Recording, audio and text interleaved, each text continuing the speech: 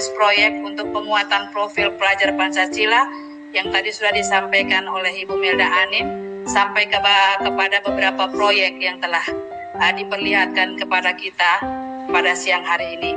Oke, baik Bapak Ibu guru hebat peserta webinar siang hari ini, kita lanjutkan ke narasumber kita yang kedua, yaitu Ibu Marce G. Adilak SPD.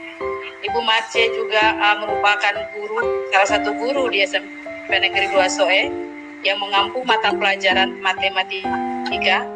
Di sini juga Ibu Marce G. Adilak SPD juga melanjutkan akan memaparkan materi merancang kelas berbasis proyek untuk penguatan profil pelajar Pancasila. Ibu Marce Adilak, waktu dan kesempatan kami berikan. Guru hebat semua yang pada siang hari ini masih berpartisipasi aktif mengikuti kegiatan webinar kita pada siang hari ini. Sebelumnya perkenalkan, nama saya Ibu Marce Gamistra Apriani Dilak. Saya guru matematika di SMP Negeri 2 Soe. Dan untuk melanjutkan materi kita hari ini yang masih ada kaitannya dengan materi dari narasumber pertama, sebelumnya saya tampilkan dulu slide. Mohon pengelola admin Bapak Mat Arifudin bisa mengizinkan saya untuk saya bisa menampilkan slide presentasi saya, karena dari sini tidak bisa ditampilkan karena belum diizinkan. Sudah bisa langsung. Sudah bisa?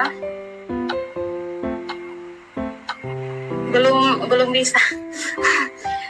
Maaf ya Bapak Ibu, sedikit lagi ada kesalahan teknis. Belum bisa nih. Kita tidak bisa membagikan data. Sudah.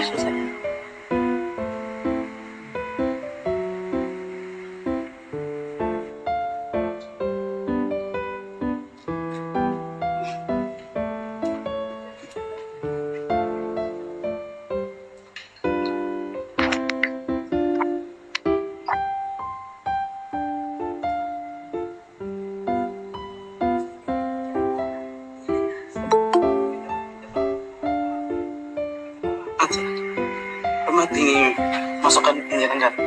Baik, saya lanjutkan Bapak Ibu. Setelah saya cek, mungkin Bapak penyelenggara Bapak Mat Arifudin bisa izinkan saya agar saya bisa menampilkan slide presentasi saya, karena dari sini saya belum bisa diizinkan untuk menampilkan slide presentasi karena saya bukan admin penyelenggara.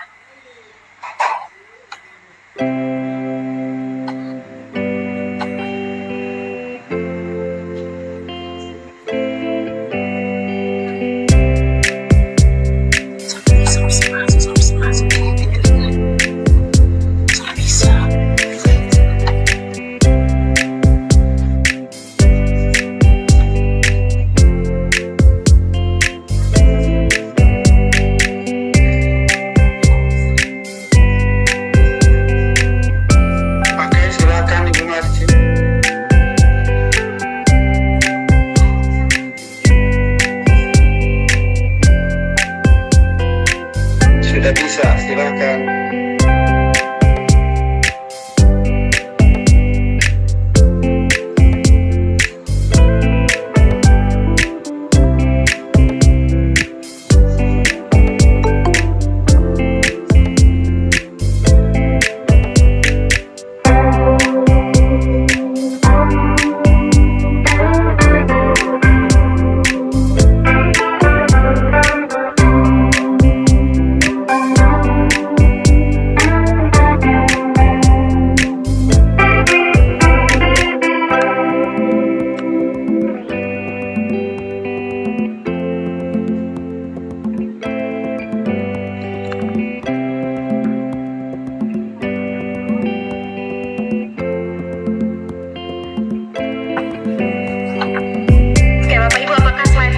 Saya sudah muncul, bisa dilihat oleh Bapak Ibu guru. Sudah Ibu. Silakan. Terima kasih. Sudah kita langsung saja. Jadi materi lanjutan yang hari ini saya bawa yaitu bagaimana mengelola kelas berbasis proyek untuk penguatan dari profil pelajar Pancasila. Oke. Yang pertama muncul pertanyaan buat kita, seberapa relevansi keterkaitan antara pembelajaran pembelajaran berbasis proyek dengan pembelajaran pada abad ke-21. Lalu kemanakah arah pembelajaran abad 21 ini? Sesuai atau tidakkah project based learning untuk mencapai tujuan tersebut? Nah, seperti yang Bapak Ibu tahu, pembelajaran abad 21 itu adalah pembelajaran yang dimana menggabungkan kecakapan anak-anak untuk berliterasi, tidak hanya kecakapan dalam pengetahuan maupun keterampilan, tetapi kecakapan juga dalam menguasai ilmu. Jadi anak-anak juga dituntut untuk bisa menguasai teknologi yang ada pada saat ini. Nah, untuk pembelajaran abad 21, ada 4 kompetensi yang harus dicapai oleh peserta didik. Di slide yang Bapak Ibu bisa lihat, yang pertama itu ada critical thinking dan problem solving, atau berpikir kritis dan menyelesaikan masalah. Yang kedua ada communication, yang ketiga ada collaboration, yang ketiga ada creativity dan innovation. Yang berikut, apa sih tema dari rekomendasi profil pelajar Pancasila? Tema dari rekomendasi profil pelajar Pancasila yang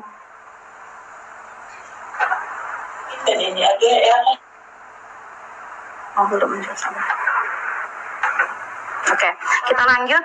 Apa sih beberapa tema yang direkomendasikan dalam profil pelajar Pancasila? Jadi ada beberapa yang Bapak Ibu bisa lihat di slide yang saya tampilkan. Yang pertama itu ada gaya hidup berkelanjutan.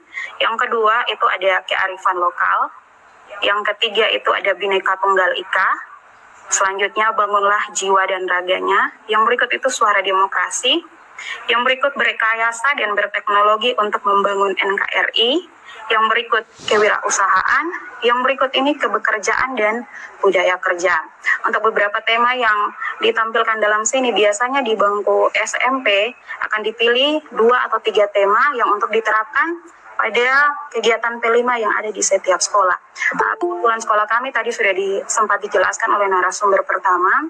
Tema P5 yang sempat diambil yaitu berkaitan dengan apotek hidup atau kearifan lokal. Ada juga kami sudah menjalankan suara demokrasi ketika melakukan pemilihan ketua OSIS. Jadi anak-anak itu melakukan voting untuk memilih pemilihan ketua OSIS.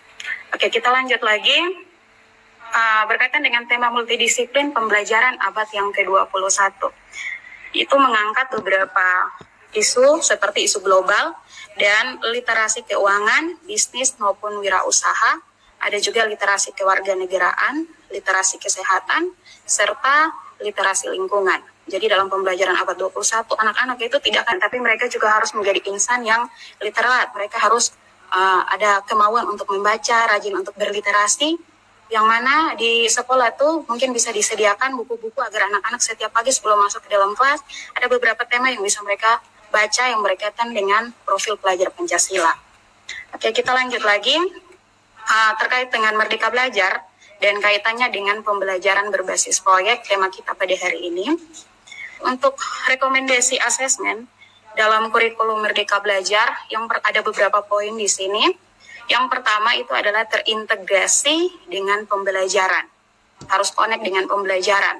Yang kedua, bentuknya itu harus fleksibel dan disesuaikan dengan tujuan dari penilaian.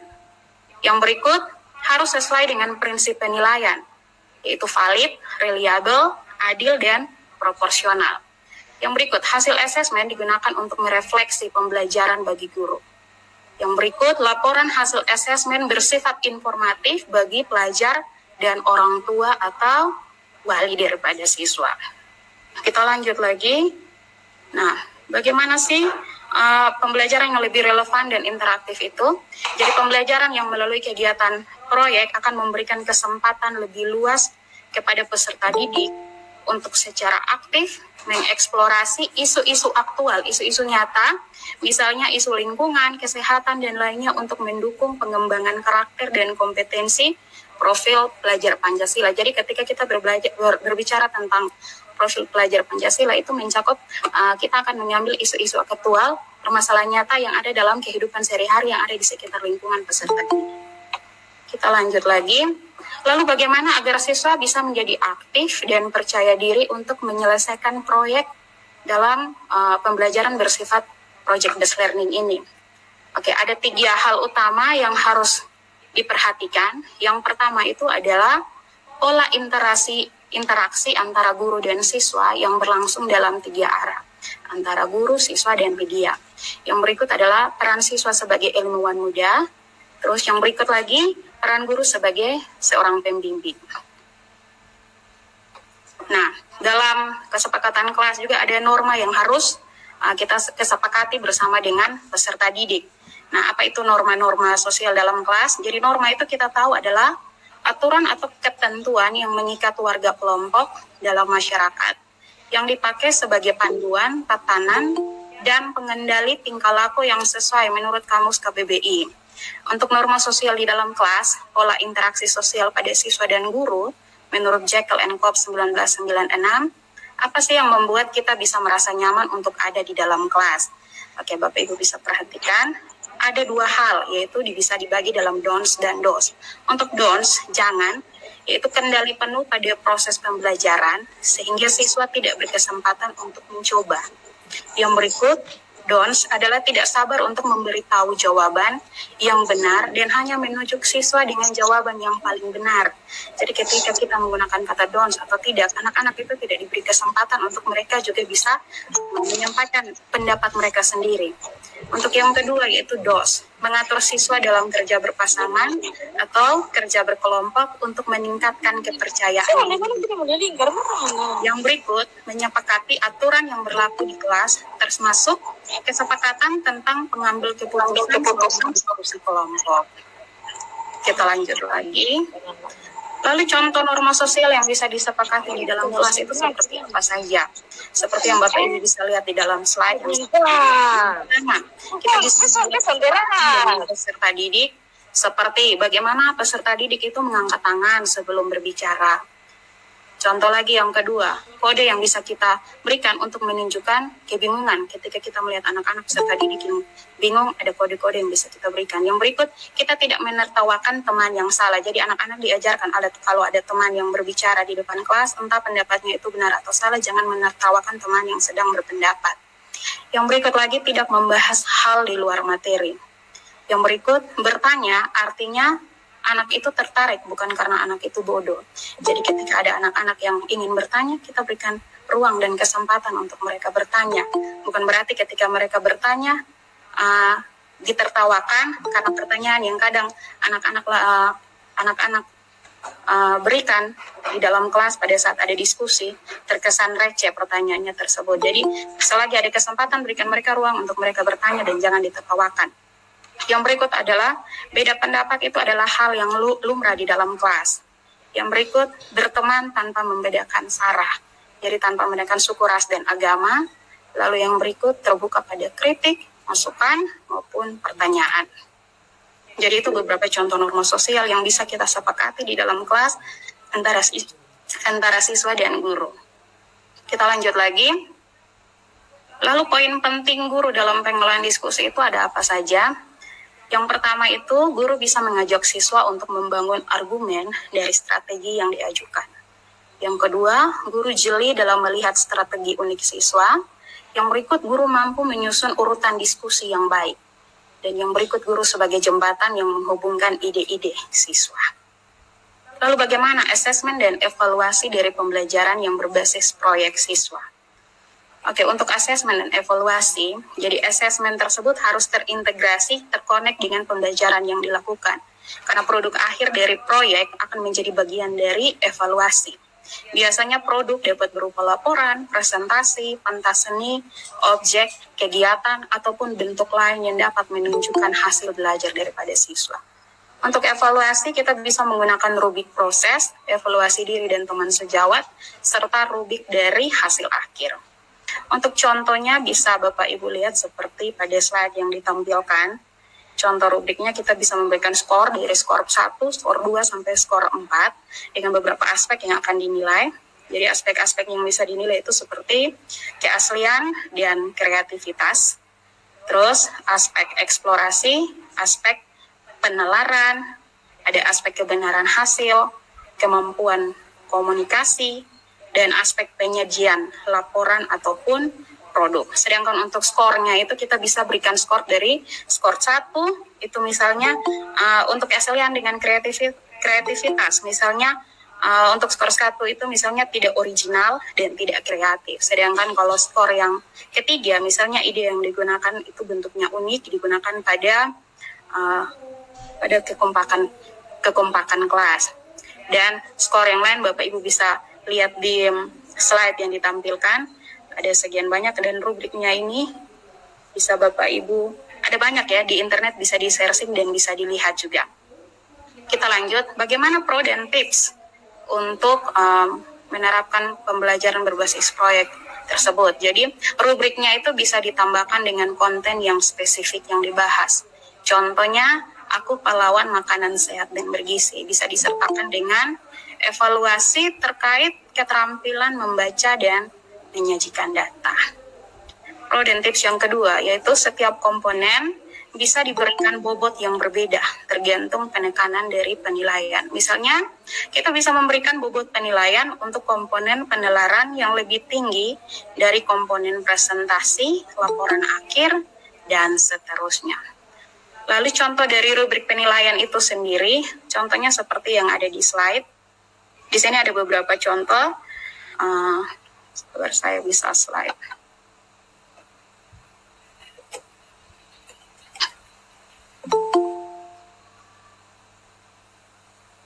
Oke, di sini ada beberapa contoh. Misalnya, kita bisa memeriksa jawaban siswa dalam asesmen penilaian dirinya dan membandingkan hasil penilaian Bapak Ibu dengan apa yang siswa rasa telah siswa lakukan. Apakah kita melewatkan sesuatu yang penting dari hasil pekerjaannya. Nah, rubrik ini juga bisa dilengkapi dengan pertanyaan uraian, sehingga siswa bisa memberikan informasi tambahan terkait dengan pengalamannya mengikuti pembelajaran. Contohnya seperti di tabel, sebagai seorang anggota kelompok, saya yang bagian pertama bisa menyuruh teman-teman kelompok saya untuk mengerjakan semua pekerjaan saya, atau bisa menyuruh teman-teman kelompok saya mengerjakan beberapa pekerjaan saya, atau melakukan semua pekerjaan saya. Jadi ada beberapa rubrik di sini nanti dicentang untuk kita lihat yang sesuai dengan siswa tersebut. Lalu bagaimana dengan contoh dari jurnal perkembangan siswa? Jadi untuk contoh jurnal kita bisa membuat beberapa jurnal seperti ada contoh yang ada di slide. Jadi di sini kita bisa membuat contohnya ini ada pelajaran jurnal untuk mata pelajarannya matematika. Jadi di sini kita bagi poin-poin penting. Terus untuk anak-anak yang sudah bisa memahami materi-materi tersebut dengan tingkatnya itu sudah, belum, atau super, kita bisa centang dengan sesuai dengan hasil dari anak-anak tersebut. Contohnya yang di sini, karena matematika, misalnya memahami pembilang atau penyebut. Kalau memang sudah mengerti, kita centang di bagian yang sudah dimengerti. Atau anak-anak sudah bisa menggunakan pecahan dalam konteks nyata. Nyatanya ada beberapa atau bagian anak yang belum bisa, kita centang di bagian yang belum. Lalu kita bisa memberikan komentar seperti itu. Oke, untuk pro dan tips yang berikut adalah jurnal perkembangan siswa bisa dibuat dalam bentuk deskripsi dan ditulis setiap beberapa periode. Jika tidak memungkinkan dalam setiap pertemuan, jurnal ini kemudian bisa digunakan untuk mengisi deskripsi pada laporan hasil belajar anak di akhir semester. Oke, mungkin itu saja materi yang berikut pada siang hari ini. Terima kasih untuk Bapak Ibu semua yang dari tadi masih menyimak dengan baik materi webinar kita pada siang hari ini. Berikutnya saya kembalikan waktu dan kesempatan untuk host. Terima kasih. Ya, terima kasih Ibu Marce G. Adila atas pemaparan materi yang begitu luar biasa. Walaupun awal-awalnya sedikit ada kendala, tetapi saya yakin dan percaya bahwa Bapak Ibu peserta webinar siang hari ini ingin sekali mencari atau menimba ilmu yang dimana kami komunitas belajar SMP Negeri Guasoe sudah beberapa kali membuat webinar dan membagikan ilmu yang kami bagikan, dan kami juga tidak menutup kemungkinan untuk kita saling berbagi pengalaman yang mana tadi kedua narasumber sudah begitu banyak memaparkan tentang kegiatan proyek untuk penguatan profil profil pelajar Pancasila yang ada di Lembaga Pendidikan SMP Negeri 2 SOE.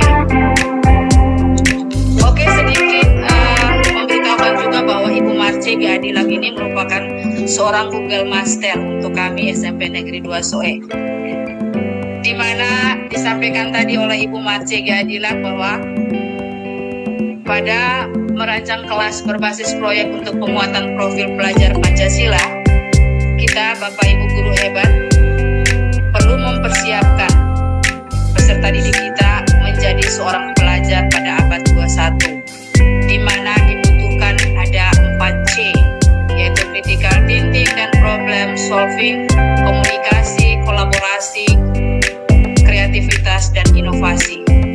Dan bagaimana peserta didik itu bisa mengaplikasi semua apa yang kita rancangkan, itu kembali kepada kita Bapak Ibu guru hebat, ya Bapak Ibu guru ya. Oke, baik, tiba saatnya pada termin yang mungkin Bapak Ibu peserta webinar saat ini menanti-nantikan untuk bertanya ataupun membagi pengalaman pada kesempatan ini. Di sini saya akan membuka 2 termin untuk Bapak Ibu bisa bertanya apapun, tetapi saya tetap meminta kita tetap menjaga ketertiban di dalam kegiatan webinar ini. Jadi apabila ada Bapak Ibu yang ingin bertanya, saya minta untuk lebih dahulu menyebutkan nama, kemudian asal sekolah, dan menunjuk pertanyaan itu tertujunya kepada narasumber 1 ataupun narasumber 2. Dan apabila ada